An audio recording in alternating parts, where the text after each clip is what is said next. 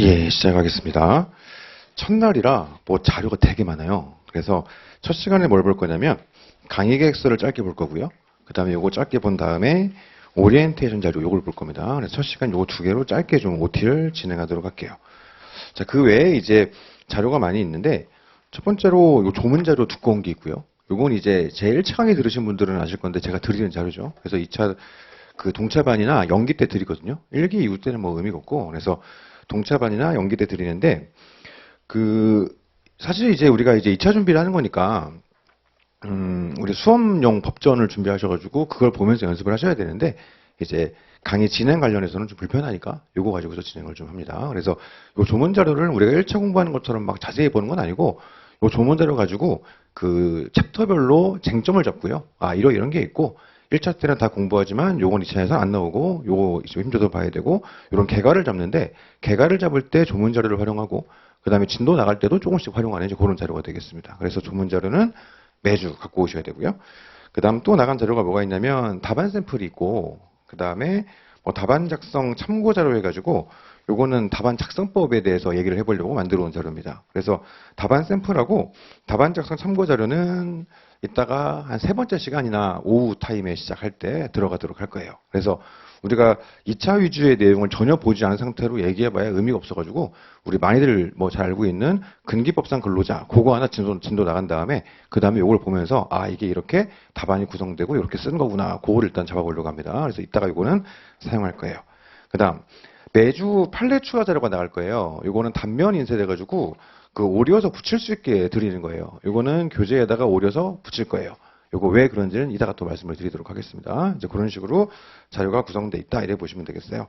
정리해 보면 답안 작성 참고 자료나 샘플은 첫날이니까 쓰는 자료겠죠. 오늘 근기법상 근로자 진도를 나간 다음에 아 요게 이렇게 답안이 구성되는 거군. 그걸 배우기 위해서 하는 거고 그러니까 오늘 보고 버리겠죠. 그 다음에 강의 계획서나 OT 자료 당연히 오늘 보고 버리겠죠. 그 다음에 조문 자료는 매주 갖고 오셔야 되고요. 그 다음에 판례 자료는 매주 드려요. 그래서 매주 단면 인쇄할 수 있도록 그 단면 인쇄해서 오류 붙일 수 있도록 드리니까 이건 매주 나간다. 이렇게 생각하시면 되겠습니다. 자, 깔아놓고 강의 계획서 먼저 보겠습니다. 자, 강의 계획서 뭐 길게 볼 건 아니고요. 그냥 일정 정도만 체크하시죠. 그래서 오늘 시작하셔가지고 7월 7월 24일 날 이렇게 끝나게 됩니다. 그래서 그 매주 이제 목요일 날 오전 오후 총 16회 이렇게 진행돼요. 그래서 다른 과목들은 이제 우리가 보통 원래 동차반을 8주 동안 진행해 왔는데 사실은 좀 부족하죠. 8주 만에 전체 내용들을 다 하기가 너무 빡세요. 그래서 이제 타과목 분들이 좀 민원이 있어가지고 올해 좀 회차를 늘린 것 같더라고. 근데 이제 노동법은 안 늘리고 그냥 8주로 딱 끊습니다. 그러면 7월 24일까지 하고 나면 우리 보강 안 할 거거든요. 7월 24일 날 딱 종강을 해요. 그러면 대충 시험이 한 달 조금 넘게 남거든요. 그러면 종강한 다음에 2차 시험 볼 때까지 뭘 하냐? 동차반에 했던 거 무한 반복하시면 됩니다. 동차반에 했던 것만 그냥 무한 반복하고 한 달 동안 복습해가지고 계속 외운 다음에 시험장에 들어간다. 그렇게 생각하시면 됩니다. 자, 시간은 오전 9시 반부터 시작하는데 다음 주부터는 모의 시험이 있어요. 그래서 9시 반에 땡 하면 시작하니까 조금 빨리 오셔야 됩니다. 그래서 미리 오셔가지고 시험 준비도 하고 몸도 좀 풀고 그렇게 하고 있다가 문제지 배부가 한 9시 20만 6분 정도에 배부되거든요. 그러니까는 그 전에 미리 오셔서 모의 시험 볼 수 있도록 9시 반부터 준비하시면 되고 그래서 오전이 1시까지고 오후는 2시부터 이제 6시까지라고 되어 있는데 원래 공식적으로는 5시 반까지예요. 근데 제가 자꾸 딜레이가 돼가지고 혹시 몰라가지고 그냥 처음부터 6시라고 써놓은 거거든요. 근데 실제로는 5시 반 안 넘길 거고 그 안에 끝낼 거예요. 그래서 정규 과정이야 이제 빠짐없이 막 다 하다 보니까 자꾸 딜레이가 되는데 동차반은 기본 컨셉 자체가 좀 A급 위주로 보다 보니까 좀 빨리 끝낼 수 있어. 그래서 최대한 빨리 끝낼 수 있도록 그렇게 좀 준비를 해보겠습니다. 개인적인 목표로는 5시 이전에 끝내는 게 목표인데 될지 모르겠고 한 5시 반 정도는 넘기지 않도록 그렇게 좀 맞춰보도록 하겠습니다. 그 다음 교재는 작년까지는 서브노트랑 사례집 2권을 썼는데 올해는 줄였어요. 그래서 사례집 1권 가지고 하거든요. 그러다 보니까 판례가 빠지는 게 있는 거죠. 작년까지는 그거를 서브노트로 메꿨는데 올해는 판례가 빠지는 게 있다 보니까 그거를 보충 자료로 오려서 붙일 수 있도록 그걸로 이제 보충을 좀 하는 겁니다. 그렇게 좀 생각하면 되겠어요. 왜 그렇게 했는지는 뭐 이따가 말씀을 드릴게요. OT 하면서. 강의 목표 보시면 되는데 1번 보시면 노동법의 전체적인 체계를 당연히 잡아야지. 1차 공부할 때 방향성과 2차 공부할 때 방향성이 좀 달라요. 그래가지고 체계를 좀 2차에 맞게 잡고 출제가 유력한 A급 쟁점에 대한 세부적이고 정확한 이해를 목표로 한다 되어 있습니다. 자, 이게 제가 동차반을 시작한 게 한 13년 된 것 같은데 이제 처음에 동차반할 때는 빠른 시간 내에 짧은 기간 동안에 모든 시험에 나올 수 있는 내용들을 막 엑기스만 해가지고 다 알려드렸어요. 그래가지고 약식으로 강의하면서 막 다 알려드렸단 말이야. 책 막 이렇게 두꺼운 걸로 쓰면서 다 알려드리고 8주 딱 끝난 다음에 나는 다 했으니 남은 건 너희의 몫이야. 이러면서 시험 잘 보고 오세요. 이렇게 했단 말이에요. 근데 이렇게 해봤더니 이게 저의 만족도는 되게 높은데 나는 다 해드렸다. 이런 게 있으니까. 근데 오시는 분들이 사실 그걸 소화를 못 시키더라고요. 그래가지고 이거는 도저히 안 되겠다 하는 생각이 좀 들었던 거죠. 그게 동차반 진행 강의 방향성의 첫 번째 고민거리인 겁니다. 그러니까 강사마다 방향성은 두 가지가 있어요. 첫 번째는 내가 어떻게든 다 알려주겠다 해가지고 어떻게든 시험장에 쓸 수 있게 해줄게. 이게 첫 번째 방향성이고 두 번째 방향성은 어차피 소화 안 된다. 그러니까 우리 A급만 가지고 보자. 이게 두 번째 방향성이에요. 그럼 뭐가 맞냐? 뭐 정답은 없죠. 이거는 뭐 그냥 정책적인 문제라서 정답은 없는데 저는 제 경험상 저는 두 번째가 맞는 것 같아요. 첫 번째를 하면 아까 말씀드렸던 것처럼 저의 개인적 만족도는 되게 높거든요. 나는 다 해드렸음 이러면서 나는 할 몫을 다 했으니 이렇게 되니까 저의 만족도는 높은데 실효성이 별로 없더라고요. 그래서 어느 순간부터는 A급 위주로 이렇게 들어가고 있습니다. 그래서 우리는 A급 쟁점 위주로 들어간다. 이게 목표의 첫 번째예요. 적어도 이것만이라도 잘해보자 이런 거죠. 그럼 왜 우리가 A급 쟁점 위주로 하냐? 가장 기본적으로는 아까 얘기했던 것처럼 어차피 다 해봐야 소화가 안 되기 때문인데 그 외에도 이렇게 하는 여러 가지 이유들이 있어요. 그건 이따가 OT자를 보면서 다시 좀 더 자세히 말씀을 드리는 걸로 하고 그래서 기본적인 방향성은 이렇게 돼 있더라. 이렇게 좀 보시면 되겠습니다. 자, 그 다음에 2번. 답안 작성의 기초를 확립하고 실제 시험장에서 주어진 시간 내에 모든 문제에 대한 답안을 작성하는 것이 가능하도록 한다. 이게 가능할 것이냐? 가능해요. 운만 맞으면.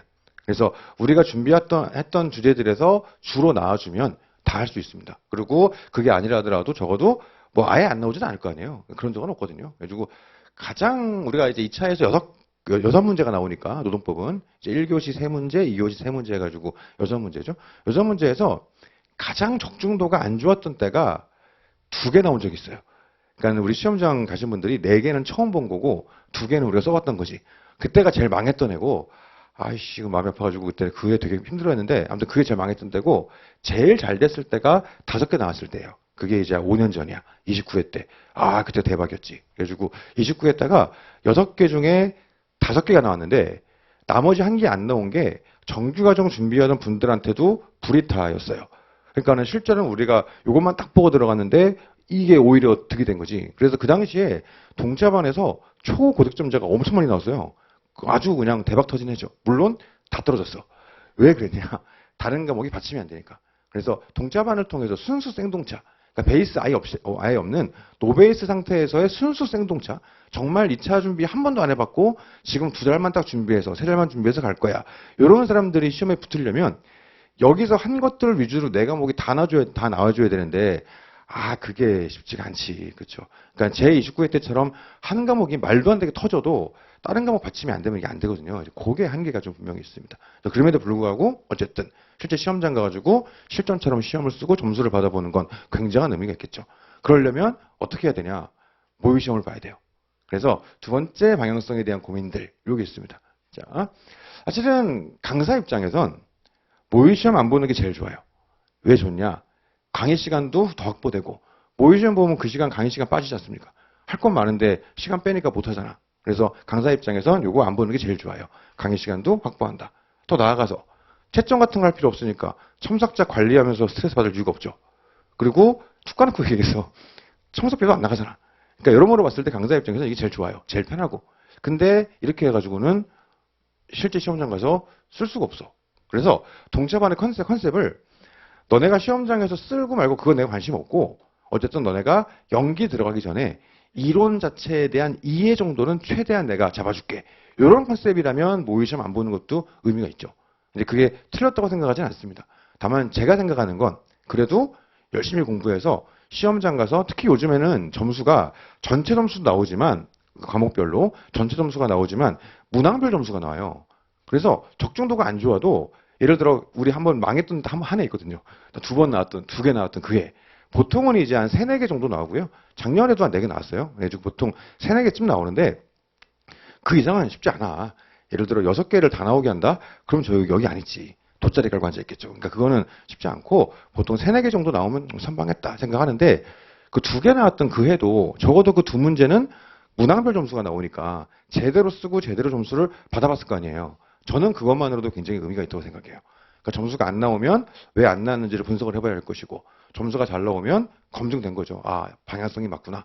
이렇게 하면은 문제만 내가 공부했던 게 나오면 점수가 이렇게 잘 나와주는구나. 검증되는 거니까 저는 그게 되게 의미 있다 생각하거든요. 그래서 강사별로 그런 거보다 연기 들어가기 전에 이론적 베이스를 좀 탄탄하게 기초를 쌓아야 되겠다. 그러면 이렇게 하겠지만 저는 개인적으로 그래도 점수를 받아보는 게 의미가 있다. 그렇게 하려면 이렇게 하거나 이렇게 해야 되겠죠. 뭐 둘 다 나름대로 일장일단이 있어요. 이쪽은 모의시험을 좀 힘을 많이 주는 경우고 이쪽은 모의시험을 좀 힘을 아예 안 주는 경우고 이쪽은 좀 절충하는 경우겠죠. 이론과 좀 모의시험을 좀 골고루 해보려고 하는 그런 걸 겁니다. 근데 저는 노동법은 이제 오전, 오후 연강이기도 하고 그렇죠. 오전만 했으면 좀 고민했을 거예요. 오전만 하는데 매주 모의시험 보면 너무 많이 빠져나가잖아. 근데 우리 이제 노동법은 특성상 오전, 오후 연강이니까 매주 봐도 좋겠다 해가지고 우리는 매주 모의시험을 봅니다. 그러면 어떤 주제로 갖고 모의시험 보냐? 오늘 진도 나간 걸로 보는 거예요. 그럼 오늘 진도를 몇 개 나가냐? 3개나 4개 정도 나가거든요. 하루에. 우리가 모의시험에 문제가 3개 나올 거 아니에요. 그렇죠? 우리가 1교시만 보니까 우리 학원에서 모의시험은 동차반은 1교시만 보니까 75점 3문제를 보겠지. 그래서 3개 혹은 4개 진도를 나가는데 그 안에서 문제를 내니까 그것만 딱 준비하셔가지고 모의시험 보시면 됩니다. 그건 할 수 있잖아. 그렇죠? 이번 주에 막 진도 15개 이렇게 나간 다음에 이 중에 3개 나옵니다. 이거는 헉 이럴 수 있지만 3개나 4개 나갔는데 그 중에 3개 나간다, 나온다. 이런 건 준비할 수 있잖아. 그럼 양심적으로 그건 준비해 와야지. 그죠? 그러니까 15개, 20개 진도 나간 다음에 3개 나오니까 준비해 오세요. 그랬더니 아, 나는 못하겠다. 쥐지 이래버리는 거예요. 그건 이해할 수 있지. 너무 막막하니까. 근데 3개나 4개 딱 하는데 그거 준비 안 해오면 그거는 사람 새끼가 아니죠. 그러니까 준비해가지고 다음 주에 모의시험 볼 수 있도록 매주 그렇게 하시면 되겠어요. 그래서 전주에 배운 거 이번 주에 시험 보고 범위는 누적 아니고요. 그런 식으로 매주 시험 본다. 그리고 올해도 마찬가지로 한 3, 4개 정도 나올 거예요. 개인적으로는 5개 이상 나오게 하려고 매년 노력을 하는데 쉽지가 않아. 그게. 아무튼 그렇게 준비를 좀 해보시면 되겠습니다. 자, 3번. 어쨌든 이런 과정을 통해서 합격권 점수 획득을 목표로 하고요. 최소한 2차 시험 공부 방향성은 좀 잡도록 한다. 이렇게 되어 있습니다. 자, 강의 진행은 뭐 읽어보시면 될 것 같고요. 방금 했던 얘기의 반복이에요. 다음 페이지 가시면 진도표가 있는데 이거는 뭐 크게 의미가 없고 혹시 좀 여유가 있어가지고 예습하고자 하시는 분들은 한번 이거 참조하시면 좋을 것 같아요. 그러면 예습은 뭐 이따가 또 얘기할 건데 어떻게 할 거냐. 그냥 사례집 진도 범위 한번 읽어보세요. 그냥 소설책 보듯이 편하게 아 이런 얘기구나. 이런 문제가 있었고 문제를 이렇게 풀었구나. 한번 읽어보시는 거. 그게 동차반에서는 예습이에요. 이제 정규과정 예습과 좀 달라요. 동차반 예습은 그냥 우리 진도 범위에 있는 사례 문제랑 해설을 이렇게 소설책 보듯이 한번 읽어보고 온다. 그 정도가 예습이니까 예습하실 분들은 이 진도를 참조하시면 되겠습니다. 자, OT자로 들어가시죠. 네. 오리엔테이션 자료. 자, 사실 이제 여기 오신 분들이 아예 초심자분들은 아니잖아요. 1차를 보신 분들이 거의 대부분이죠. 가끔 이제 아예 입문을 동차반으로 하시는 특이한 경우도 있긴 있는데 뭐 그게 뭐 틀린 건 아니니까 뭐 있긴 있는데 기본적으로는 1차 보신 분들이죠. 그래가지고 합격하신 분들도 계시고 떨어진 분들도 계세요. 그래가지고 우리가 이제 1차 준비하셨던 분들이 시험 접을 게 아니라면 뭐 지금 요 시기에 동차반 들으면서 이제 세팅하는 게 제일 좋거든요. 그래서 1차 합격하신 분들도 있고 떨어지신 분들도 있는데 1차 합격하신 분들은 축하드리고요. 떨어지신 분들도 내년에 한 번에 할 수 있도록 잘 준비하시면 좋을 것 같고 합격하신 분들이나 떨어지신 분들이나 뭐 개인적으로는 요 시기에 동차반을 들으시는 건 정말 최고의 선택이다라고 개인적으로 생각을 합니다. 자, 깔아놓고 자료 1페이지 가보시면 자료 1페이지 우리 수험 카페가 있어요. 다음 카페고요. 다음 주소에 노동치지공이에요. 근데 이제 뭐 주소를 치셔도 되고 그냥 다음 포털 들어가셔가지고 김기범 노무자 치면 나오더라고. 거기로 들어오셔도 되고 들어오셔서 그 등업 게시판에 그 공지사항 확인하셔가지고 그 비대수로 뭐 이름 아이디 수강강좌 쓰게 하거든요. 그럼 제가 확인해가지고 우리 수강생 맞군. 그럼 이제 등업을 시켜드려요. 그래서 제가 우리 카페에는 그 수강생 아닌 분들하고는 딱히 이제 소통하고 싶지 않아가지고 우리 수강생 분들만 등업되도록 하고 있는 거라서 그 게시판 확인하셔서 그 양식에 맞게 등급 신청하시고 우리는 모든 소통을 우리 카페에서 해요. 그래서 카페에 공지사항도 올라가고 우리 다음 주부터 모의 시험 보면은 점수표가 들어가겠죠. 그 업로드도 카페에다 해요.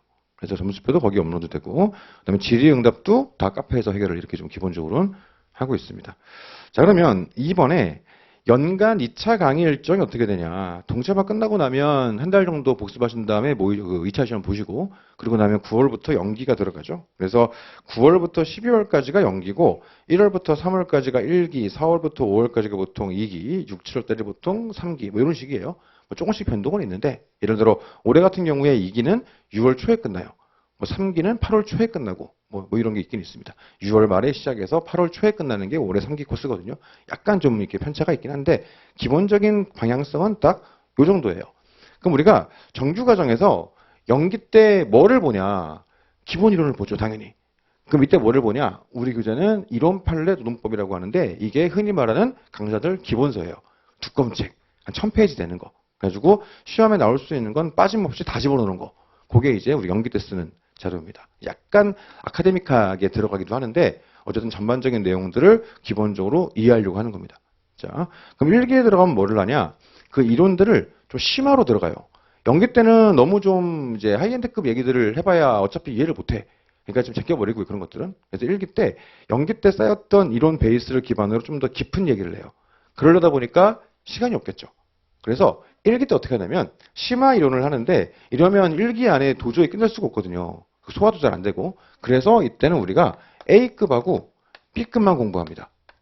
그래서 우리 클래스 같은 경우는 1기 때는 CD급은 버려요. 그래서 A급, B급 위주로 힘을 주자.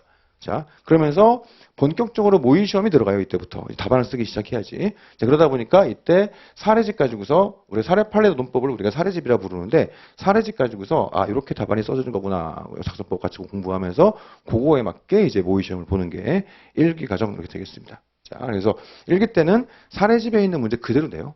그래서 1기의 목표는 내용을 A급, B급 위주로 좀 심도 있게 공부하면서 답안이 이게 어떻게 구성되는지를 연습을 하고 특히 답안이라는 게 시간 내에 세 문제를 다 써야 되니까 시간 배분이라든가 분량 조절 이런 게 중요하거든요. 그런 것들을 일단 좀 습관을 들이자. 그래서 문제를 사례집에 있는 거 거의 그대로 내면서 한번 써보세요. 이렇게 들어가는 게 1기 되겠습니다. 자 그러면 2기 들어가면 어떡하냐. 다시 범위가 넓어져요.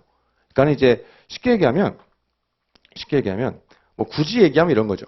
연기 때는 강약 조절을 아예 안 하는 건 아닌데 좀 비교적 덜 해요. 그래서 굳이 얘기하면 이때는 뭐 A급, B급, C급, D급, 한 E급 정도까지 한다고 치자고요. 그러면 이제 그 중에서 1기 때는 C급, D급, E급은 날려버리는 거고 그 다음에 2기 들어가면 다시 들어오죠. 근데 E급 같은 거 잘 예상 안 하니까 A급, B급 플러스 C급 정도 여기다가 약간 뭐 D급의 좀 한 절반 정도 해가지고 출제항을 너무 희박한 거 제껴버리고 그래도 이 정도는 나올 수는 있겠다 싶은 것들 위주로 물론 이게 100%는 아니지 100%는 아닌데 그래도 웬만하면은 뭐 빠져나가지 않겠다 싶은 것들 위주로 이제 2기 때 들어가고요. 3기는 그런 거 없죠. 그냥 쫙 열어놓고서 이제 모의 시험 이런 식입니다. 자 그럼 2기 때 교재를 뭘 쓰냐 이론 판례 논법을 두꺼운 거를 계속 지고 갈 수도 있는데 저는 개인적으로 그랬으면 좋겠거든요. 제 취향이야. 개취. 근데 이제 어쨌든 막판으로 갈수록 책이 두꺼우면 너무 어려워하시니까 여기서 뭐 D급, E급 이런 거 다 제껴버리고 A, B, C급도 최대한 답안에 쓸 정도로 좀 축약해가지고 요약해서 요약서처럼 만들어 놓은 게 이론 판례 논법 서브노트예요. 그래서 기본서 두꺼운 거는 1기까지 쓰고 2기 때는 이걸로 넘어간다. 그리고 사례집은 계속 가져가고요. 그 다음에 3기 때는 뭐 쓰냐? 이 서브노트 가지고 이제 최종 정리 이렇게 들어가는 이런 코스가 되겠습니다. 자, 그러면 동차반은 어떻게 이게 조합되어 있는 거냐? 이거를. 자, 곰곰이 생각을 해보시면 기본적으로 동차반은 기본 이론을 공부하겠죠. 내용을 모르면 답안 쓸 수가 없으니까 기본 이론 공부하겠지. 그래가지고 기본 이론을 공부하는데 모든 걸 할 수 없으니 확 줄이는데 1기 때 하는 것처럼 A급, B급 이것만 해도 커버가 안 돼요. 그러니까 동차반에선 A급만 합니다. 그래서 동차반에선 이 중에서는 기본 이론을 하는데 그것도 A급만 한다. 이렇게 생각하시면 되겠어요. 그리고 기본서도 있고 서브노트도 있습니다. 그래서 작년까지는 뭡니까 서브노트랑 사례집을 둘 다 갖고 했어요. 그래가지고 사례집을 메인으로 하면서 서브에는 판례들을 막 이렇게 추가할 수 있도록 그렇게 했단 말이죠. 근데 그렇게 했더니 뭐 책 구매 비용 부담도 솔직히 있고 그리고 어차피 수험서들은 1년 지나면 바꾸거든요. 그러면 몇 달 있다가 책을 또 사야 되는데 그게 좀 미안하기도 하고, 그리고 어차피 판례만을 추가할 정도라면 그냥 책 사라 하지 말고 자료만 드리면 되겠다 이 생각이 들어가지고, 그렇죠. 물론 이제 책을 두 권을 보게 되면 개인 욕심이 좀 있는 분들은 우리가 하는 거 외에도 더 보거든요. 그거를 이제 더 보실 분들은 이 정도 보세요라고 안내를 해드려요. 그러다 보니까 그 보시는 분들은 서브가 있으면 좋긴 좋은데 그거를 공식 강의 교재로 쓰기는 좀 애매하겠더라고. 그러다 보니까 올해부터는 그냥 사례집 요것만 가지고 들어가고, 서브의 빈자리는 우리 판례 추가 자료 가지고서 메꿔주고 있다. 이렇게 좀 준비하면 됩니다. 결론적으로 뭐냐면 동차반 진행은 1기랑 되게 비슷하고요.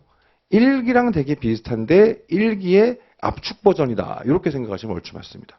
자, 그래서 우리가 동차반은 이렇게 진행되는구나 생각하시면 되겠어요. 넘어가시죠. 자, 2페이지 가보시면 3번 동차반 애찬인데요. 제가 동차반 애찬론자예요. 저는 한 15년 전부터 13년, 15년 이 정도 된 것 같은데 그때부터 저는 동차반에 대해서 강한 애정을 가지고서 애찬을 했었습니다. 자, 왜 그러냐? 양가로 1번에 2025년도 1차 시험 이후에 선택지가 다음과 같이 있어요. 반가로 1, 2, 3, 4, 5 이런 게 있지.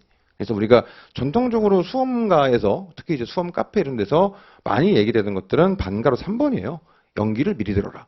연기를 미리 듣고 9월 달에 연기하면 더 들으면 좋다. 뭐 나름 의미가 있지. 그렇죠? 나름 의미가 있는데 저는 개인적으로 반가로 1번 동차반인 것 같아. 자, 이게 왜 그러냐? 여러 가지 이유가 있어요. 여러 가지. 자, 3페이지 가보시면 3페이지 맨 위에 보시면은 이제 보통 그 양가로 3번이 연기를 들어라가 학원의 다수설이었거든요. 최근에는 이제 동차반 듣는 게 이제 일반적인 문화가 많이 바뀐 것 같은데 개인적으로 되게 뿌듯합니다. 저 되게 오랫동안 주장이었거든요. 근데 이제 한 7, 8년 전만 해도 동차반 들으라 그러면 뭐 학원 상술이라고 막 그랬어. 그 수험생들이. 그리고 심지어 강사들도 막 그 강의 시간에 동차반 그런 거 상술이니까 듣지 말라고 그랬단 말이에요. 근데 그때 그 상술이라고 듣지 말라 하시는 분들 지금 전부 다 하고 있거든. 저 개인적으로 뿌듯해요. 짜릿해. 역시 내가 옳았어. 이런 게 좀 있습니다. 그렇죠? 그럼 왜 옛날부터 그렇게 욕을 먹으면서도 동차반을 이제 애찬을 였던가? 그게 밑에 양가로 2번에 박스에 있는데요. 반가로 1번 보시면 어쨌든 연기 지금 들으면 잘 안 들어와요. 왜 그러냐? 우리 마음속에 알거든.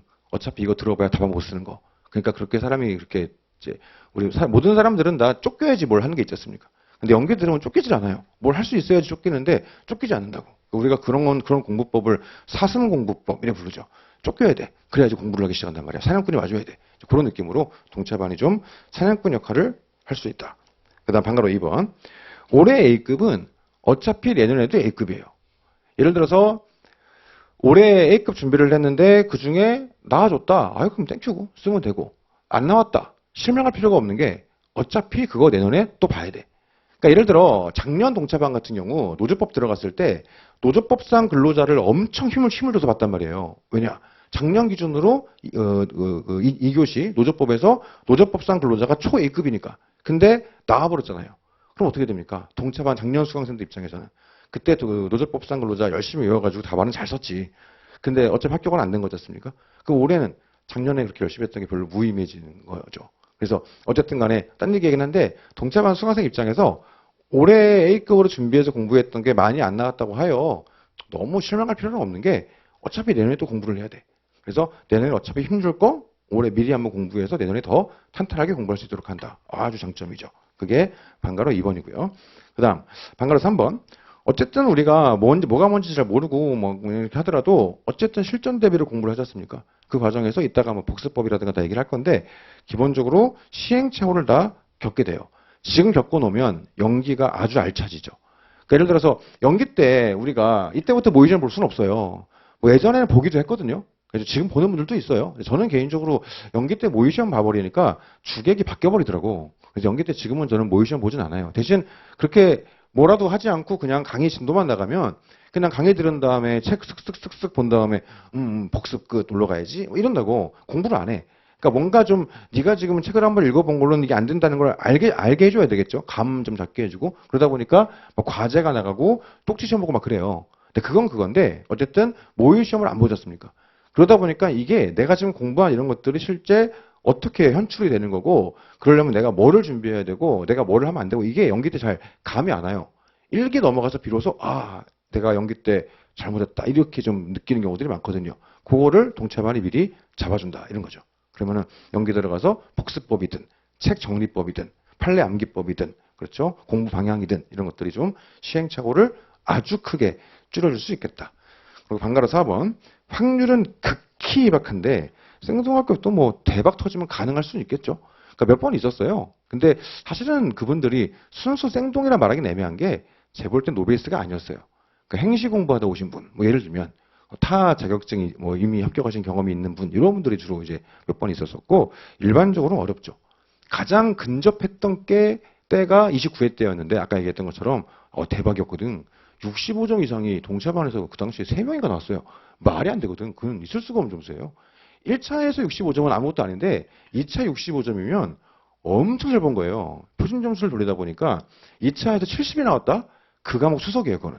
그러니까 65점이 우리가 보통 초고득점 기준으로 보거든요. 그러니까 작년 같은 경우는 전체 수험생 중에 65점 이상이 아예 없었어. 64점대가 한 3명인가 나왔고, 뭐 63점만 나와도 와, 잘했다 했던 게 작년 기준인데, 어쨌든 그때 65점이 3명인가 나왔어요. 말이 안 되는 거거든, 동시반에서. 근데 다 떨어졌다. 이유는 내가 뭐 밸런스 때문이죠. 오케이. 근데 그럼에도 불구하고 한번 이렇게 해보면 자신감이 확 붙고 본인의 방향성이 옳다라는 게 증명됐으니 다음 1년을 좀 더 잘 알차게 보낼 수 있겠죠. 그래서 저는 개인적으로 동차반이 올해 막 이것만 들으면 올해 붙여드릴게요. 이러면 그거는 사기치는 거고 그건 안 될 것 같아. 근데 올해 물론 아주 운 대박 터지면 뭐 될 수도 있는데 그것보다는 내년도 합격 가능성을 말도 안 되게 올려준다. 이렇게 전 개인적으로 생각합니다. 자, 그래서 한번 어떻게 진행하냐. 아까 했던 얘기인데요. 사례집 메인 기조로 해가지고 효율성을 극대화시키고요. 그 다음에 A급 위주로 들어가고요. 물론 그 외에도 어떤 주제들이 출제 가능한 주제들인지를 안내드려요. 안내드리는데 이제 초 A급만 이제 강의는 진행한다. 그 다음 방금 3번 75점 기준으로 이제 모의 시험을 매주 봅니다. 어떻게 하는지는 또 이따 말씀을 드릴게요. 넘어가겠습니다. 자, 그 다음 4번. 동차반 관련해서 기본 정보를 잡아놨는데 양가로 1번. 우리가 일단 강의 유형을 좀 아셔야 되는데 뭐 다른 과목 개강해가지고 많이 들으셨을 건데 혹시 모르니까 말씀을 드리면 1차에는 없는 2차 강의에 특이한 강의가 있어요. 그게 동그라미 3번에 있는 온라인 참석반이에요. 우리가 온천반이라 불리는 거 지금 뭐 많이 등록하셨죠? 보통 이런 식입니다.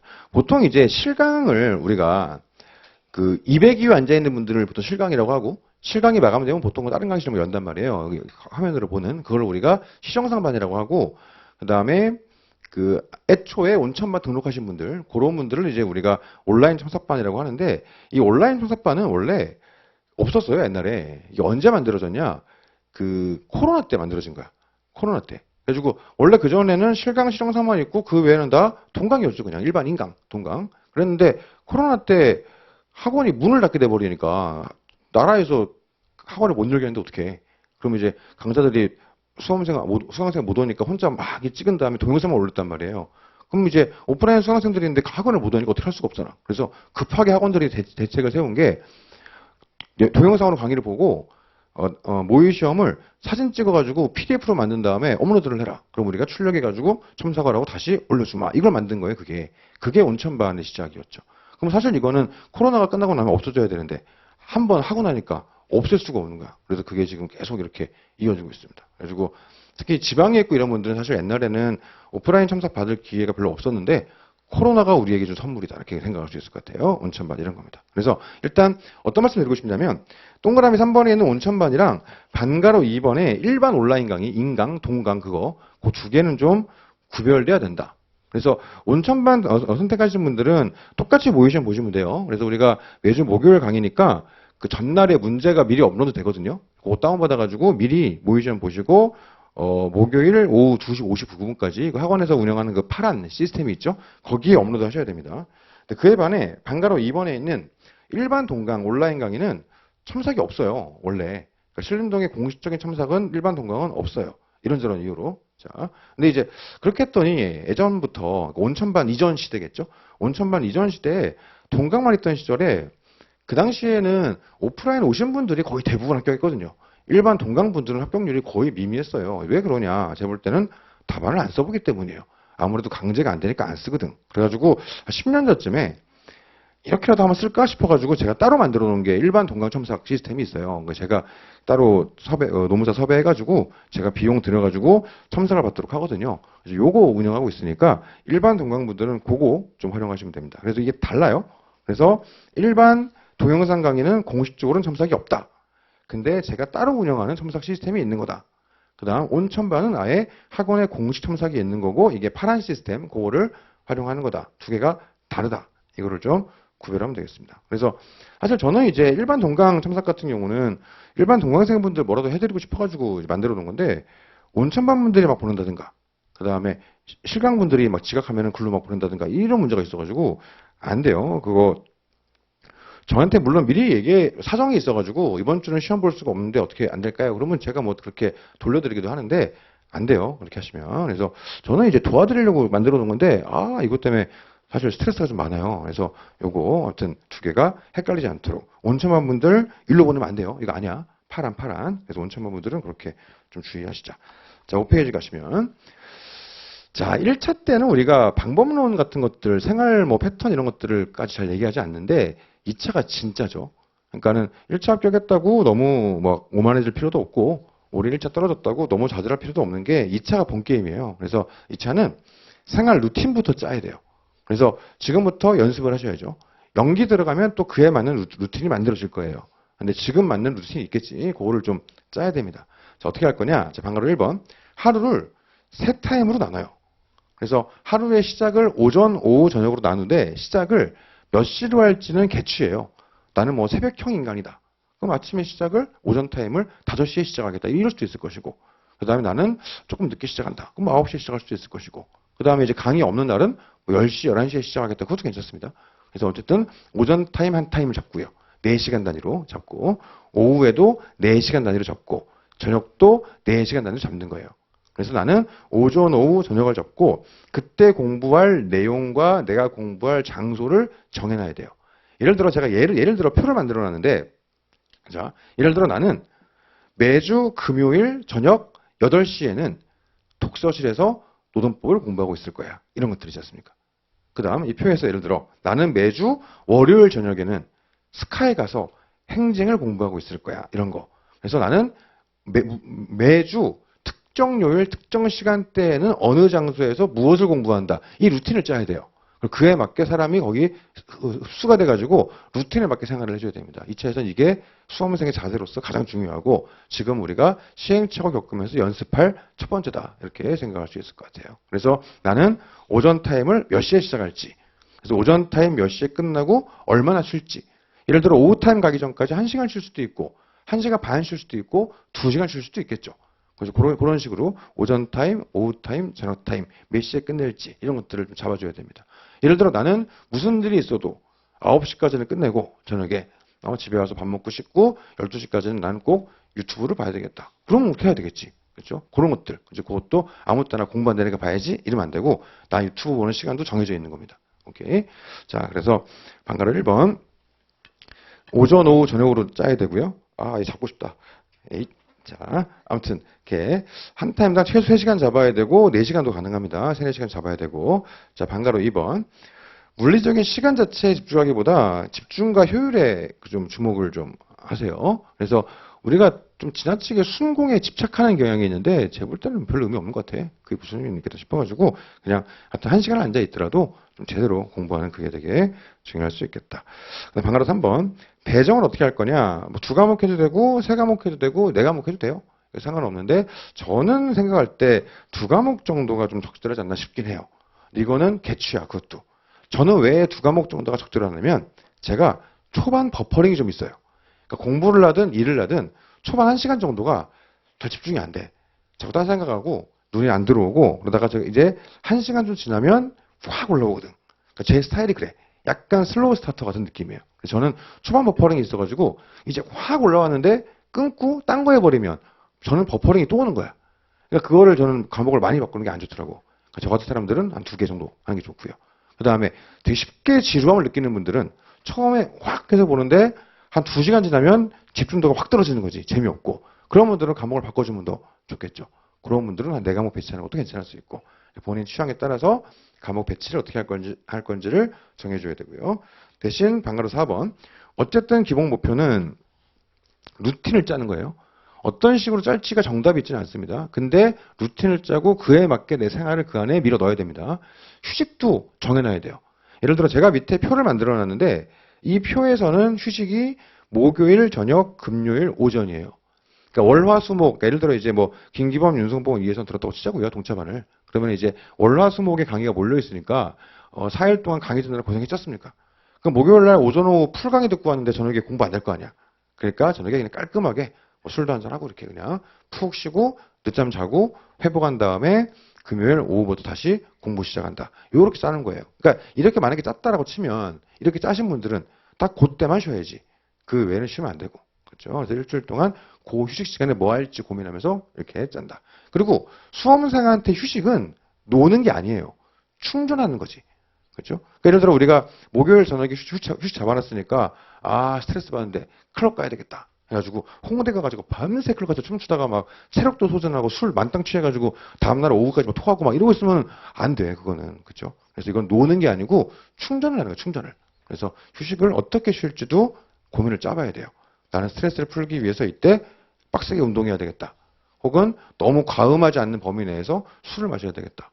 영화를 봐야 되겠다. 이런 게 있겠죠. 본인을 충전할 수 있는 그 무언가, 그것도 루틴이에요. 그런 것들 한번 고민해 보시죠. 넘어가겠습니다. 자, 6페이지 가시면 강의 수강과 학습 순서가 있어요. 일단 기본 전제는 절대 강의에 빠져서는 안 됩니다. 온천반이든 일반 온라인 강의든 특히 동강 보는 분들은 더더욱더 진도 밀리지 않게 이렇게 들어가면 되겠어요. 동강 보는 분들도 마찬가지예요. 루틴을 짜야 되는 게 예를 들어 강의가 목요일 날 이제 오전 오후 강의가 있으니까 업로드에 시간이 걸리겠지. 그럼 예를 들어서 나는 목요일 저녁, 금요일 오전을 노동법 강의 수강할 거야. 뭐 이런 식으로 동강 보는 분들도 루틴을 짜야 돼요. 그래서 루틴에 맞춰서 강의 보시고 절대로 밀리지 않게 그렇게 하는 게 기본 전제고요. 자, 양가로 2번. 학습 순서를 보시면 일단 해당 범위를 1, 2회도 정독하는데 사실은 금방 할 거예요. 왜냐? 몇 개 안 하거든. 그렇죠? 그래서 사례집에 있는 거 그 주제 읽어보고 추가 판례 되는 거 읽어보고 내용 이해 중심으로 일단 읽어봐야지 당연히. 그래서 이해 안 되는 게 있는가 읽어봐야 돼요. 그 다음 읽어보는데 특히 문제의 소지가 있는 논점들이 있을 거예요. 그게 뭐겠어요? 판례지 뭐. 그렇죠? 왜 판례가 나왔을까요? 분쟁이 있으니까. 우리 법에 명시적으로 규정이 있는데 왜 분쟁이 발생했을까요? 그 규정의 내용에 해석상 다툼이 발생했으니까. 그리고 이게 치열하게 붙었으니까. 그러니까 예를 들어 초반에 분쟁이 붙었는데 한쪽 말이 너무 맞는 거예요. 이러면 1심에서 끝났겠지. 이게 대법원까지 갔다는 건 서로 첨예하게 대립이 있었다는 얘기죠. 서로 할 말이 있는 그만큼 문제되는 지점이 있었을 거예요. 법에는 이렇게 돼 있는데 이게 왜 대법원까지 갔을까 생각을 해보면서 거기서 대법원은 어떤 논거를 가지고 어떤 요건을 제시하면서 어떤 결론을 가져왔는가 그런 것들 위주로 결국은 판례겠죠. 그거 위주로 고민하면서 꼼꼼하게 학습을 해야 돼요. 그래서 요거를 염두에 두고 사례집에 있으니까 그냥 이게 아니고 왜 이게 대법원까지 갔을까? 법에 이렇게 돼 있는데 그래서 그런 거 고민해 가면서 꼼꼼하게 한번 읽어본다. 이게 1회 독하는 거죠. 일단. 자, 그러고 나서 이해가 안 되는 게 있으면 질문하시면 되는데 우리 카페가 지금 운영된 지가 거의 10년 됐거든요. 그래서 2차 게시판, 질문 게시판 가져가지고 검색해보면 웬만한 건 다 있어요. 거기. 한 10년간 쌓인 이제 누적된 자료들이 있다 보니까 웬만한 건 다 있거든. 그래서 검색해 보시면 얼추 해결될 거고 해결 안 되면 글 올리면 되지. 그렇죠? 그래서 질문 게시판에 질문을 올리면 됩니다. 그 다음에 동그라미 3번. 강의 시간에 진행한 주제들이 있겠죠. A급. 자, 그 외의 것들은 재볼 때 동차반에서는 안 봐도 돼요. 근데 본인 욕심이 있으시면 사례집에 있는 건 다 봐보세요. 일단. 욕심이 있으시면 문제 기본적으로 안내는 해드릴 거예요. 근데 어쨌든 간에 강의 시간에 진행한 그 3, 4개 매주 그 주제를 가지고서 주제별로 플로우를 떠올려 보세요. 이 플로우가 뭔지는 지금 뭔지 모를 텐데 이따가 말씀드리면 알 거예요. 그래서 예를 들어 근기법상 근로자 그러면 막 그리는 게 있어. 2조 1항 1호에 시작해가지고 판례가 이렇게 넘어가고 이게 판례가 3단 구조로 돼 있고 여기 플러스 뭐 이런 게 있거든요. 그 일종의 도식화 같은 거죠. 그 그림을 그리는 거예요. 왜 그림을 그리냐? 그 그림이 그대로 목차가 되니까. 그래서 목차를 외우세요. 그러면은 조금 어려울 수 있는데 그림을 외우세요. 그러면 외워져요. 그리고 이 그림을 가지고서 문제에 맞춰가지고 목차는 조합하기 나름이거든요. 목차를 어떻게 짜는지도 이따가 말씀을 드릴 건데 자료 가지고서 아무튼 그림은 그릴 수 있어야 되겠다. 자, 그림을 그려본다. 그리고 나서 이 그림 베이스로 문제 다시 보면서 내가 이 문제 푼다는 느낌으로 목차를 짜보세요. 그게 되면 판례를 외워야지. 그리고 그 판례를 꼼꼼하게 좀 분석해가지고 이 사례집에서 어떻게 이게 사안 포섭에 활용이 되었는가 이렇게 고민해 보시고 그렇게 하게 되면 복습이 끝났다 이렇게 생각하면 되겠습니다. 정리해 보면 꼼꼼하게 왜 이게 문제가 되었을까를 고민하면서 꼼꼼하게 1회 독을 한다. 그 다음 그거 끝나고 나면 다시 앞으로 돌아가서 주제별로 강의 시간에 그린 그림들이 있을 거예요. 그림을 그려본다. 그림을 잘 못 그리겠으면 다시 보세요. 보고 외워서 그림을 그려본다. 그리고 그려진 그림 가지고 베이스로 문제를 풀면서 내가 한번 해설지에 있는 거 말고 내가 목차를 짜본다. 그 다음 이걸 답안을 정교화 시켜야 되니까 판례를 좀 더 디테일하게 한번 외워본다. 그래봐야 매주 외우는 거 몇 개나 되겠어. 하루에 진도 3개, 4개 나가는데. 그렇지 않습니까? 그래서 판례를 좀 외워본다. 그리고 내가 써지는지 확인도 해본다. 그러고 나서 내가 외운 판례를 가지고 문제를 다시 목차는 아까 짜봤으니까 꼼꼼하게 풀어본다. 이 정도가 이제 복습의 한 텀이다. 이렇게 보시면 됩니다. 자, 6번 가보시면 합격자 설명회 등이 있어요. 일단 양가로 2번 먼저 보시면 우리 카페에 공부 방법 공유 게시판이 있어요. 근데 이거 생각보다 알짜배기들이 많아. 처음에는 노무사님들이 이것저것 올려줬는데 어느 순간부터는 정규 과정에서 대면 상담하시는 분들이 주로 이제 글을 쓰긴 쓰거든요. 근데 읽어보시면 뭐 도움 되는 게 꽤 많아요. 그래서 이것저것 찾아가지고 한번 읽어보시고요. 양가를 1번에 제가 대면 상담이라고 잘못 썼는데 설명회를 해요. 다음 주에 할 겁니다. 다음 주에 모의시험 보죠. 모의시험 끝나고 오전 타임에 설명회를 한번 할 거예요. 누가 할 거냐면 이제 33기죠. 그 작년 합격자인데 김범기 노무사님이라고 저랑 이름이 비슷하죠. 김범기 노무사님. 그래서 이분이 재작년 동차반 수강생이거든요. 그래서 재작년 동차반에서 에이스였어요. 동차반에서 계속 점수가 위에 있더라고. 그래서 저는 이제 우리가 이제 말씀을 드릴 건데 점수표에 실명이 올라가기 부담스러운 분들은 닉네임 써도 되거든요. 그 닉네임 쓰면 닉네임이 점수표에 올라가요. 그래서 재작년 동차반 할 때 맨 위에 이렇게 있는 사람이 김범기가 있는 거야. 저는 닉네임인 줄 알고 이 새끼가 내 이름 가지고 닉네임을 써야 된단 말이죠. 근데 본명이었어. 그래가지고 그분이 합격하셔가지고 올해 채점하고 계시는데 그래서 이분이 이제 산 증인이죠. 동차반 때 한번 확 해보고 그게 정규과정에서 아주 핏이 잘 맞았던 거죠. 그러니까 사실 정규과정 가보면은 막 3년, 4년씩 하신 분들 많이 있지 않습니까? 근데 이 친구가 동차반에서 잘하더니 정규과정 가서 거기서도 계속 상위권에 이렇게 물론 맨 위는 아니었는데 꽤 상위권에서 이렇게 있었고 실제 점수도 되게 괜찮았어요. 그래가지고 이게 어쨌든 증명된 첫 해 1차만 공부하고 동차반 들어간 다음에 2차 1년 딱 해서 좋은 점수를 합격한 굉장히 모범적인 케이스죠. 그런 케이스 분들이 많아요. 많은데 이제 채점을 좀 열심히 해주시기도 하고 사람도 되게 착하고 그리고 이 친구 부담되라고 말씀드리면 잘생겼어. 그래가지고 제가 초빙을 좀 했습니다. 그래서 부담되라고 그렇죠. 초빙을 했어요. 그래서 다음 주에 설명회를 할 거다. 뭐 1시간 정도. 그래서 한 20-30분 정도 이제 발제를 듣고 질의응답 받고 이렇게 하면 될 것 같아요. 그리고 진도 나가는 걸로. 7번 가보시면 교재 단권화 방법이에요. 사실 우리가 일반적인 단권화 교재는 사례집은 아니에요. 보통.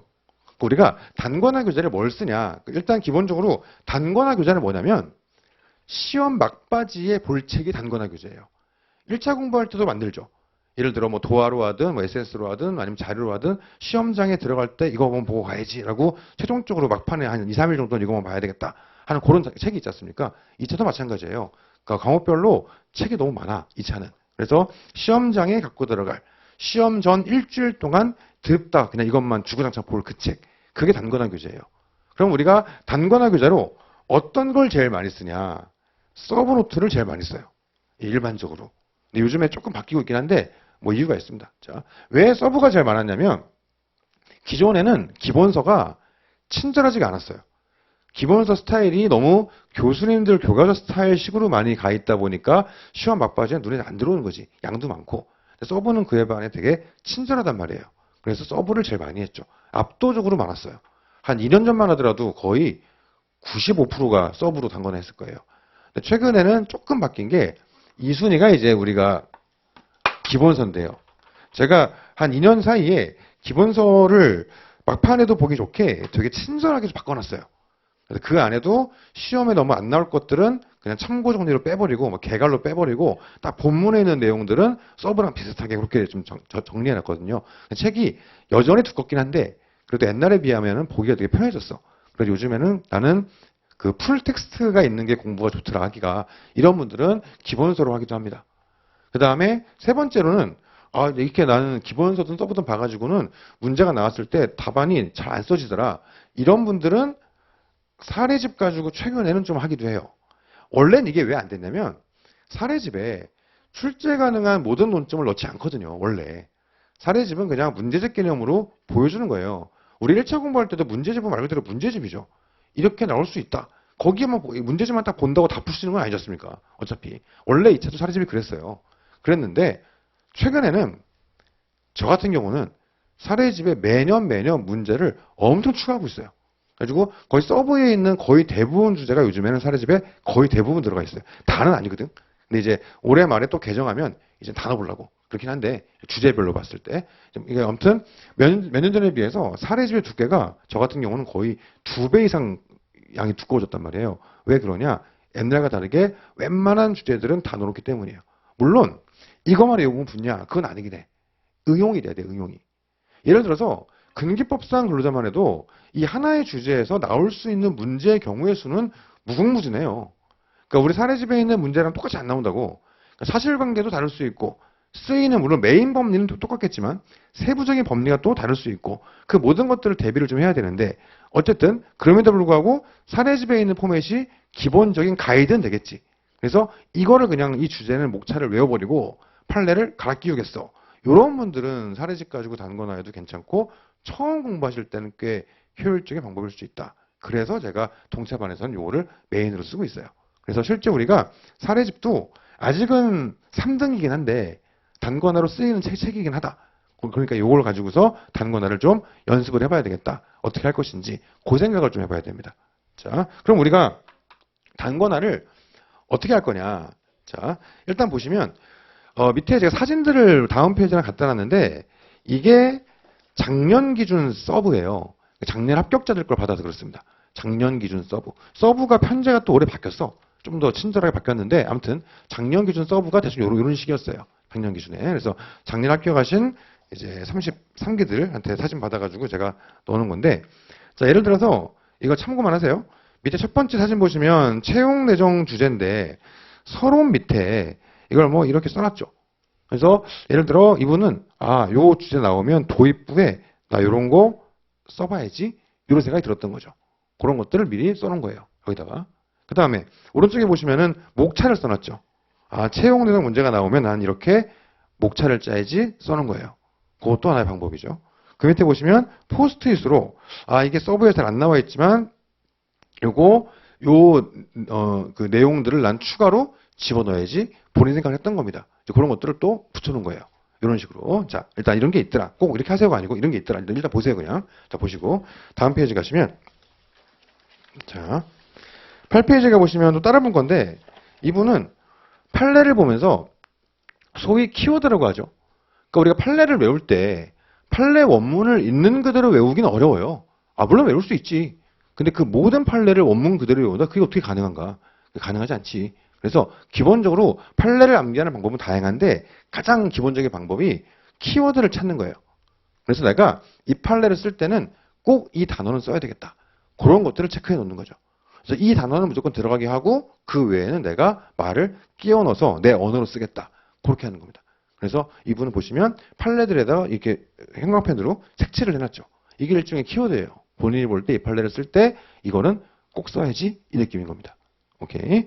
자, 그리고 또 오른쪽에 보시면, 오른쪽에 아니라 그 포스트잇 붙인 거 보시면, 이 주제가 나왔을 때 포섭에 이거 우리가 잘 강조 안 하는데 난 꼭 써야 되겠다. 자기 나름대로의 차별화 포인트, 이걸 또 포스트잇으로 해놓은 거죠. 그래서 지금 그냥 감으로 보세요. 지금. 이런 게 있구나. 그냥 보세요. 말씀드릴게요. 자, 넘어가시면. 비슷해요.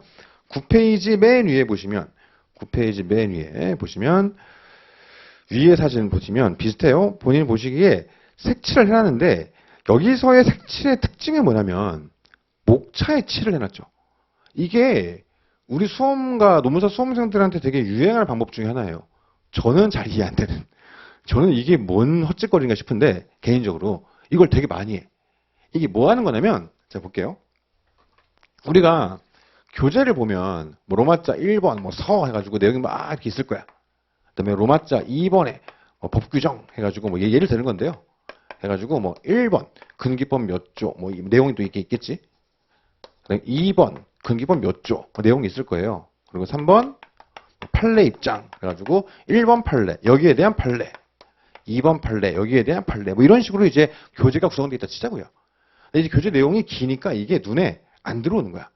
그래서 사람들이 볼 때 시각적으로 이 전체 구조가 눈에 확 보이게 하기 위해서 그냥 뭐 예를 들어 큰 로마자 이런 것들은 뭐 빨간색으로 칠하고 가운데 숫자 중목차라고 하는데 이런 애들은 뭐 파란색으로 칠하고 그다음에 양가로 소목자 이런 것들은 뭐 다른 색으로 칠하고 이런 식으로 목차에 색칠하는 분들이 생각보다 되게 많아요. 그리고 이게 전 여전히 이해가 안 되는데 하신 분들은 효능감을 인정하더라고요. 되게 좋았다고 하고 나니까 눈에 확 들어오더라. 이런 게 좀 있다 하더라고. 이것도 한번 해보세요. 진짜 그런가? 그러니까 개인마다 달라. 저는 개인적으로 왜? 이런 게 좀 있거든요. 그렇죠? 주제 보고서 저는 개인적으로 주제를 보고 이 주제에 대해서 그림을 그리면 이게 이 자체가 플로우가 되고 하나의 목차가 되고 전체 체계가 되는 건데 굳이 시간 들어가지고 이렇게 색칠을 왜 하고 있을까라는 개인적인 의문이 있는데 그게 사람 차이가 있는 거예요. 많은 사람들이 한다는 건 뭔가 이유가 있겠지. 그래서 이게 나랑 잘 맞을 수도 있어. 한번 해보세요.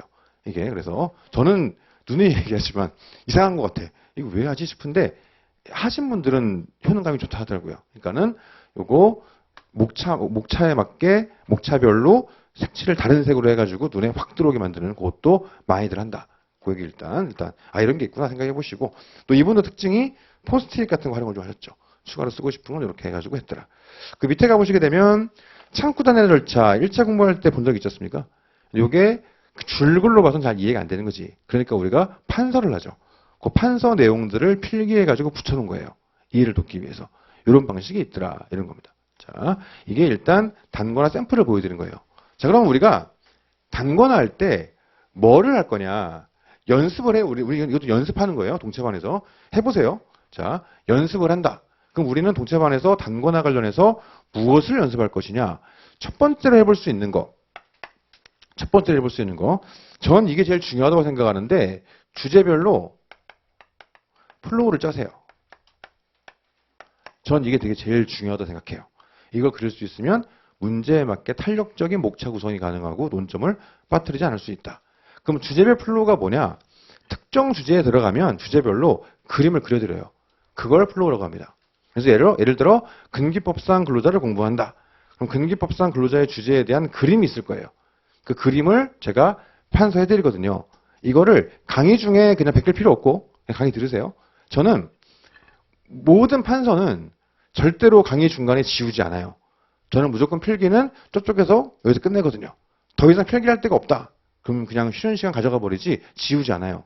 그러니까 쉬는 시간에 뭐 필기하기에는 오래 걸리니까 쉬는 시간에 그냥 사진을 찍으세요. 괜찮아. 가서 사진을 찍고 동강 듣는 분들도 강의 끝나고 나면 우리 촬영하시는 분들이 제 강의는 딱 쉬는 시간 되면 저기부터 여기까지 한번 쫙 화면으로 리뷰해 주거든요. 그때 필기하면 되잖아.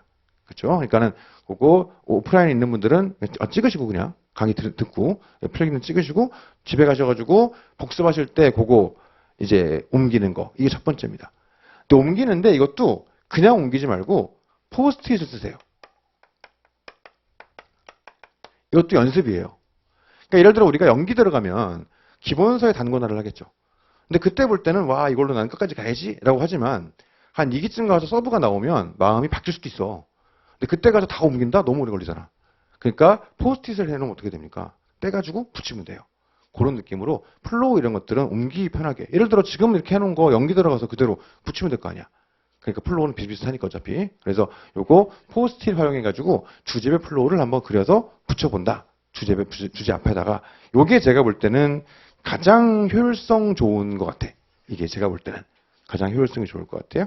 그 다음에 두 번째 뭘 해볼 수 있냐? 판례를 보시면서 사례집의 본문에 판례가 있겠죠. 소위 키워드에 표시를 해보세요. 색칠. 뭐 줄을 쳐도 되고 형광펜 색칠을 해도 되고 해보세요.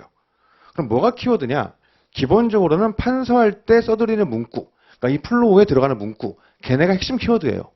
근데 그 외에도 내가 이 판례를 쓸 때 요 단어는 좀 써보고 싶은데 요 문장은 좀 써보고 싶은데 이런 게 있을 수 있어요. 그게 결론적으로 봤을 땐 쓸데기 없는 표현일 수도 있어요. 괜찮아.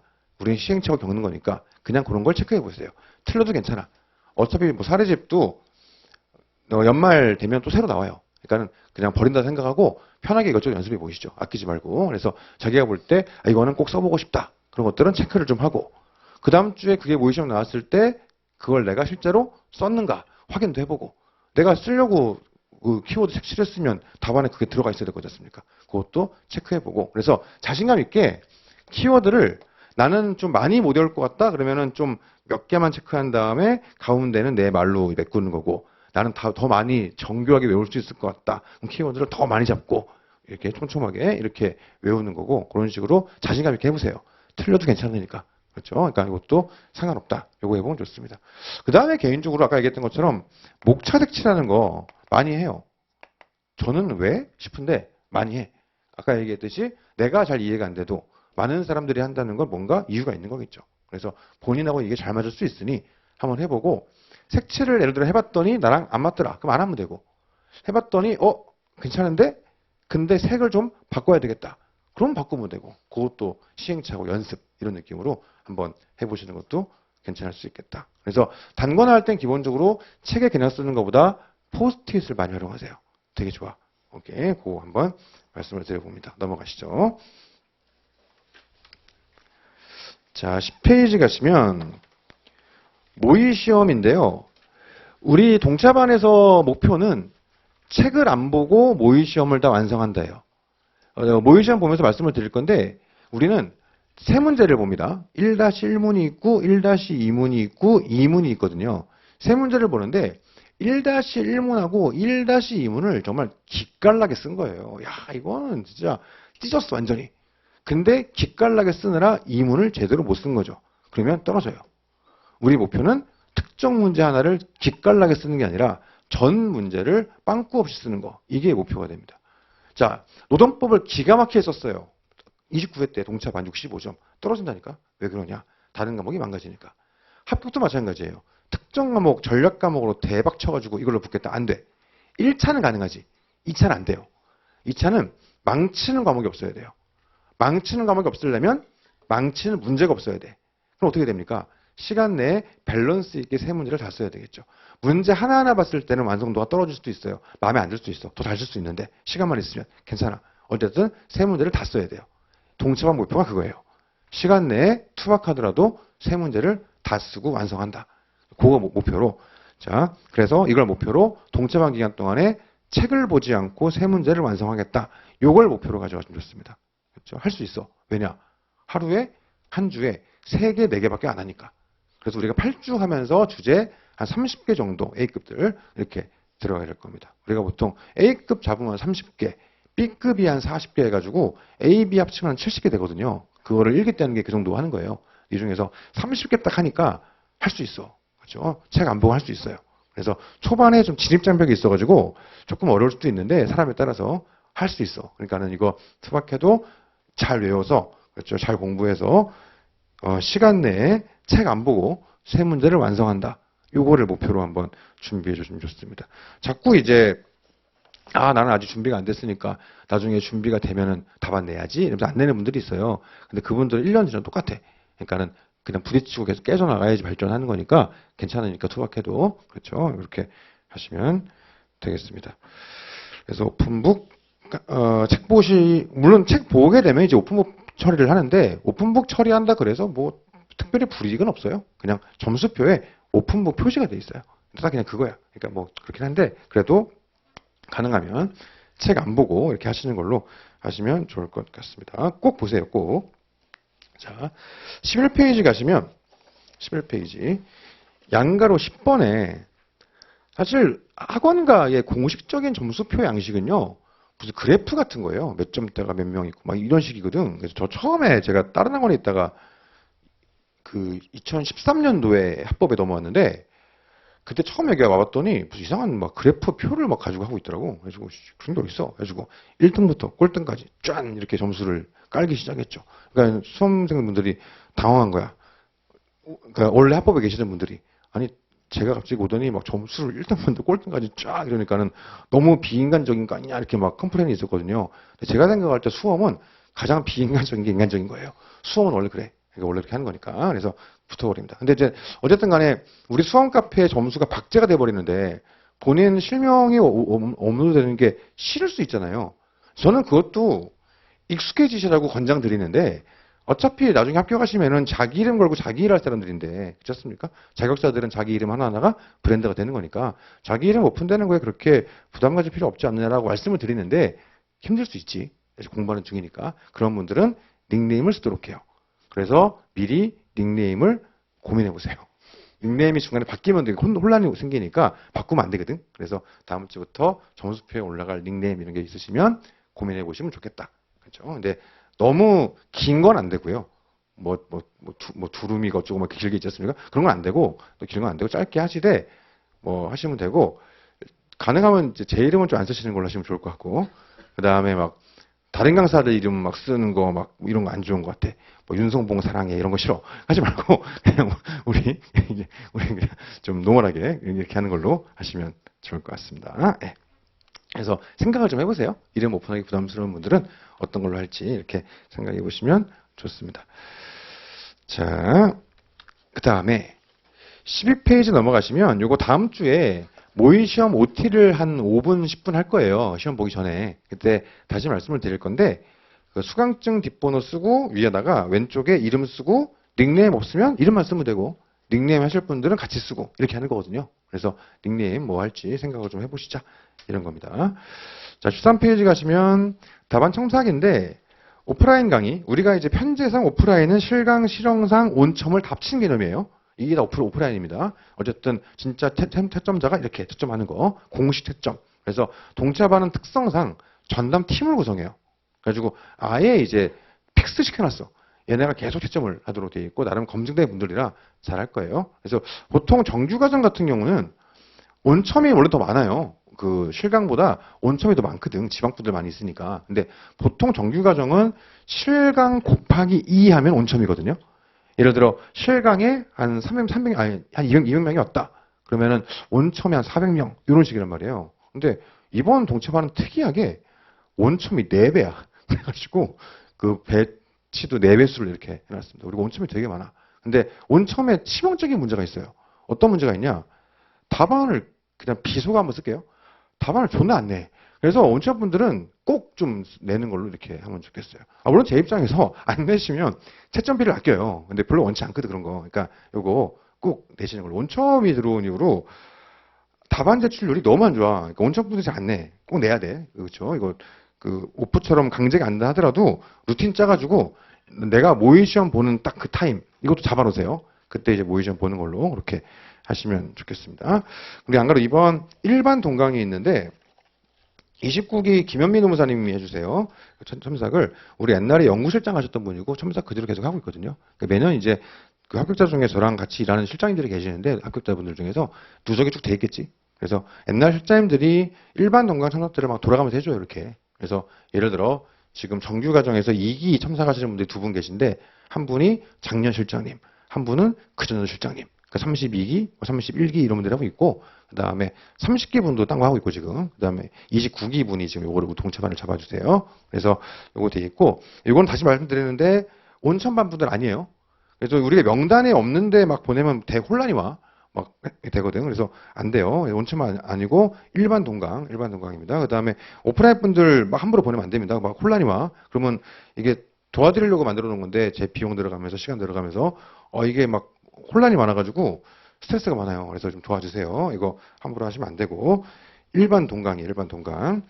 그래서 이거는 오프라인 분들 같은 경우에 뭐 일이 있어가지고 강의 못 오는 주가 있으면 미리 말씀 주시면 그 주는 돌려드릴 수 있거든요. 그 주는 근데 그건 미리 말씀드린 경우에는 그럴 수 있고, 뭐 지각해서 못 봤다 안 돼 이런 건 그러면 누군 해드리고 누군 안 해드릴 수 없으니까 미리 하시는 분들, 우리 1차에서의 출제 포인트죠. 미리, 지체 없이가 아니에요. 미리 사전에 하시는 분들은 발표를 드릴 수는 있습니다. 근데 기본적으로는 안 된다. 일반 동강분들. 그 다음에 동그라미 4번 동강 보는 분들 제가 읽어드리지는 않을 건데 반가로 1번부터 반가로 7번까지 꼼꼼하게 읽어보시고 양식에 맞춰가지고 보내세요. 이것도 좀 참석자분들이 고생 많이 해서 꼭 읽어보시고 하셔야 됩니다. 다만 절대 안 되는 게 뭐냐, 절대 안 되는 거, 한 번 보낸 다음에 청소받은 다음에 수정해서 또 보내는 분들이 있는데 안 돼요.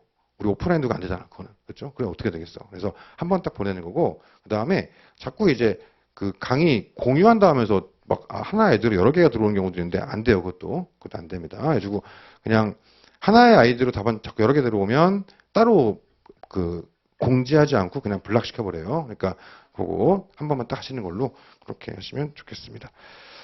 자, 그 다음에 10번에 질문 방법이 있는데요. 당연히 쉬는 시간 활용하시면 되고요. 저는 개인적으로 점심시간이나 아니면 끝나고 오시면 더 좋긴 좋아요. 근데 이제 쉬는 시간에도 괜찮다. 근데 이제 쉬는 시간에 너무 많이 오시면 제가 끊거든요. 왜냐면 저 이제 자랑은 아닌데 니코틴을 충전해야 돼서 제가 너무 중독돼 있어가지고 안 갔다 오면 힘들어. 그 다음 시간이 갔다 와야 돼. 그래서 그게 좀 있고요. 그다음에 주로 우리 질문은 개인 카페를 활용합니다. 그래서 노동법의 내용적 질문들은 다 여기서 받고요. 기본 소통도 기본적으로 여기서 합시다. 근데 그 외에 양가로서 한번 학원 홈페이지나 그다음에 뭐 이렇게 질문란이 있긴 있죠. 근데 홈페이지에 일반 상담실은 거기는 활용하지 마시고 동강 듣는 분들은 강의의 질문란이 있죠. 거기는 괜찮아요. 거기서 써도 되고. 그다음에 제가 카톡도 이따가 세 번째 시간에 안내해 드릴 건데 1차 강의 때는 오픈하지 않는데 2차 강의 때는 오픈하거든요. 이거 알려드리는데 마찬가지로 여기로 노동법 내용 질문을 받진 않아요. 제가 감당이 안 돼가지고 너무 많이 와. 제가 카톡 친구가 지금 9,960명이에요. 그래서 제가 10,000명이 되는 게 좀 부담이 돼가지고 계속 지워왔거든요, 그동안. 이번 동차반을 열면서 마음을 먹었어요. 10,000명 시대로 가야 되겠다. 그래서 아마 이거 오픈되고 나면 카톡 친구 10,000명이 될 거야, 아마 분명히. 그러고 나면 캡처해가지고 우리 카페에 올리려고. 이상하게 10,000명이 되는 거에 대한 두려움이 있어가지고 자꾸 지웠거든요. 이렇게 막 이렇게 친구 수를 이렇게 조정했단 말이에요. 근데 이제 안 하려고. 그래서 아마 10,000명 넘어갈 건데. 나도 그래가지고 감당이 안 돼. 그래서 내용 질문은 안 받습니다. 대신 카톡으로 뭘 하냐면 일반 수험 상담 같은 거. 이건 다 괜찮아요. 내용 뭐든 괜찮아요. 그러니까 제가 다른 과목도 괜찮아요. 그러니까 뭐든. 그러니까 제가 사실은 다 알겠냐마는 그렇지 않겠죠. 다 알진 않겠지만 어쨌든 이 시장에서 굉장히 오래 있지 않습니까? 그러다 보니까 본 게 많아요. 그래서 우리가 예를 들어서 자격증이 없어도 야매로 침 잘 놓는 제야의 고수가 많이 있잖아요. 그런 느낌인 거야. 그래서 우리 과목 외에 다른 과목이라든가 이런 것도 괜찮으니까 필요한 게 있으시면 그건 개인 연락처 괜찮습니다. 그쪽에 하시면 되고 노동법 내용 질문은 카페로 일어나 하죠. 유의사항 몇 가지가 있는데 유의사항 딴 거는 좀 읽어보시고 자 동그라미 6번 가보시면 자꾸 술 드시고 전화하시는 분들이 있는데 안 돼.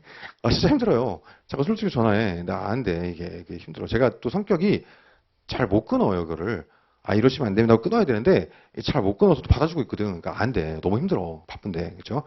전화 통화를 하긴 하는데 어떤 경우냐면 카톡 상담이 왔는데 이거는 너무 길어지겠다. 혹은 효율적으로 하려면 이게 낫겠다 싶을 때는 통화 가능하세요? 하고 통화하는 경우가 있거든요. 근데 밤에 막 자꾸 전화 주시니까 안 돼. 이거 생각보다 많아서 힘들어. 안 돼, 이거. 안 되고요. 그 다음에 동그라미 7번. 주변에 어려운 상황이 있어서 좀 도와달라 상담, 이런 것들은 제가 초기 상담해 드릴 수 있고, 필요하면 노무사 소개도 시켜드릴 수 있는데, 대신에 안 되는 거 뭐냐면, 자꾸 회사에 있는 인사 담당자분들이 회사 일하시다가 연락 주시는데, 안 돼. 그거는 자문노무사한테 하시고, 저는 회사를 가본 적이 없어서 잘 모르기도 하고, 그렇죠. 그리고 지금 전업 강사 된 지가 지금 10년이 훨씬 넘었지만, 그래도 나름 민주노총 출신 노무사인데 그런 저한테 해고를 어떻게 시킬까 이렇게 물어보시면 좀 안 맞는 게 있어요. 그렇죠. 그러니까 그건 좀 안 돼. 그래서 주변에 이제 근로자 측에서 이제 회사 쪽은 사실 다 자문 노무사 있잖아. 거기 받으면 되고 근로자들인데 예를 들어서 주변에 막 뇌출혈 이런 거 당했는데 어떻게 할지 모르겠다. 그런 분들 연락 주시면 초기 대응이 중요하니까 그런 건 좀 도와드릴게요. 소개해드리고 그렇게 하시면 됩니다. 이렇게 얘기하면 또 소개해주고 커미션 받는 거 아니냐 그러는데 그런 거 없어요. 자, 소개는 오히려 제 입장에서 부담스럽지. 제가 소개해줬는데 잘 안 되면 어떡해. 그것도 부담스럽지 않습니까? 그렇죠? 소개해줬는데 또 이상한 사람이면 어떡해. 부담스럽죠. 근데 그래도 필요한 분들이 있으면 도와드리려고 하는 거니까 그렇게 하시면 되고요. 그 다음에 뭐 동그라미 10번 같은 경우에 그 개인 연락처 오픈이 당연한 건 아니에요. 사고도 많았고 그래서 다른 분들한테 왜 안 하냐고 컴플레인 거시는 건 안 되겠다. 그렇게 좀 말씀을 드리면 쟤 잡고 싶다.